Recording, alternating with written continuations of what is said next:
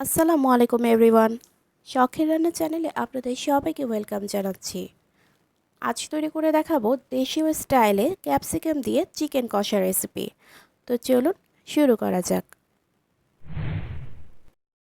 এখানে আমি 600 গ্রামের মতো ব্রয়লার চিকেন নিয়েছি। দিয়ে দিচ্ছি স্বাদমতো লবণ, 1 চা চামচ আদা বাটা, 1 চা চামচ রসুন বাটা, আর দিচ্ছি 3 টেবিল চামচ টক দই। টক দইটাকে এভাবে ফেটিয়ে দিতে হবে। এরপর খুব ভালোভাবে মিশিয়ে নিতে হবে।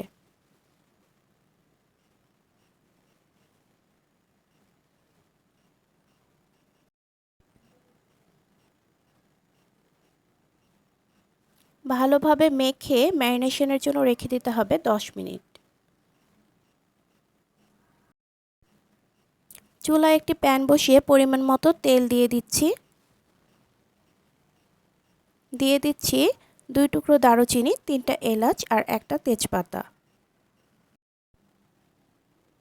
একটু নেড়েচেড়ে অ্যাড করে দিচ্ছি হাফ কাপ পেঁয়াজ কুচি।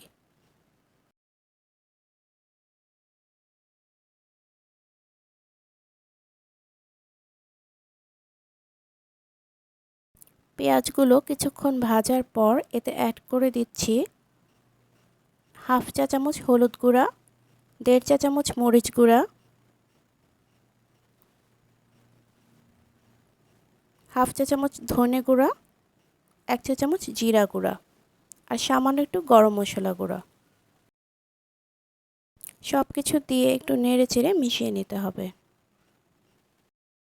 এখন এতে অ্যাড করে দিচ্ছি ম্যারিনেট করে রাখা চিকেন। একটু ভালোভাবে উল্টেপাল্টে নেড়ে দিতে হবে। প্রায় মিনিট 5 ভেজে নিতে হবে।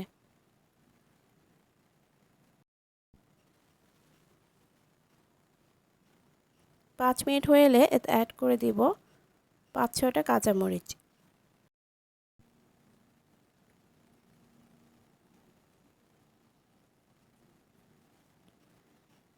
এখন চিকেনটা কষানোর জন্য দিয়ে দিচ্ছি সামান্য একটু পানি।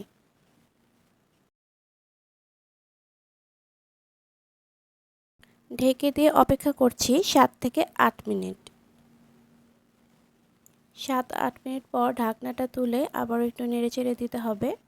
তেলটা উপরে উঠে আসলে বুঝতে হবে চিকেনটা কষানো হয়ে গেছে। এখন যতটুকু গ্রেভি রাখতে চান সেই অনুযায়ী পানি অ্যাড করতে হবে।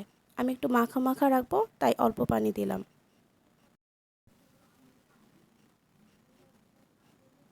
এখন চুলার আঁচটা কমিয়ে দিয়ে ঢেকে দিয়ে অপেক্ষা করব 10 মিনিট। 10 মিনিট পর আবারও একটু নেড়ে দিতে হবে। এখন এতে অ্যাড করে দেব ক্যাপসিকাম। আমি এখানে 2 ধরনের ক্যাপসিকাম নিয়েছি আর পেঁয়াজ, 2টা পেঁয়াজ এভাবে স্লাইস করে নিয়েছি।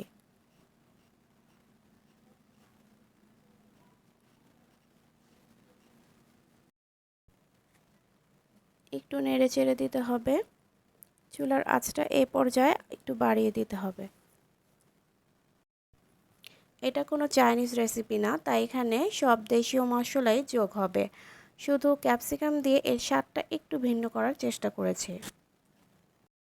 মিনিট 5 পর আবারও একটু নেড়েচেড়ে দিতে হবে।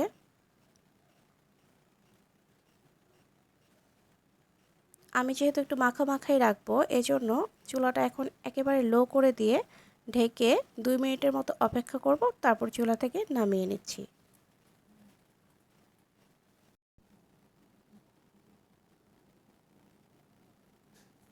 তৈরি হয়ে গেল মজাদার স্বাদের চিকেন ক্যাপসিকাম কষা রেসিপি। রেসিপিটি ভালো লাগলে ভিডিওতে একটা লাইক দিবেন এবং চ্যানেলটি সাবস্ক্রাইব করে পাশে থাকবেন। আজকের মতো এ পর্যন্ত। ইনশাআল্লাহ আবারও হাজির হব নতুন কোনো রেসিপি নিয়ে। সবাই ভালো থাকবেন। আল্লাহ হাফেজ।